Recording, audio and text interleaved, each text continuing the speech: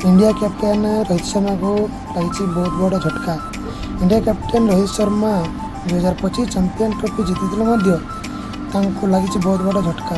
Champions trophy श्रेष्ठ दल घोषणा करिछि। एही दल रे द्वादश श्रेष्ठ खेलाड़ी को मध्य सामिल करा जाइछि। मजादार कथा हेउछि जे पाकिस्तान, ऑस्ट्रेलिया एवं इंग्लैंड भली बड़ दलगुड़िकर जने भी खेलाड़ी श्रेष्ठ प्लेइंग 11 रे स्थान पाई नाहांती।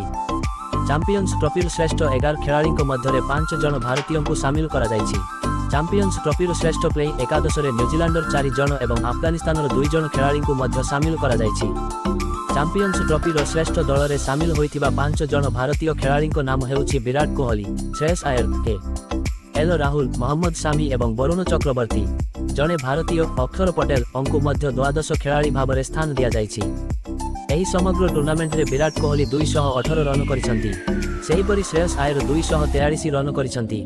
एथिसह 2025 चैंपियंस ट्रॉफी रे भारत पाई सर्वाधिक रन मध्य थिले अय्यर।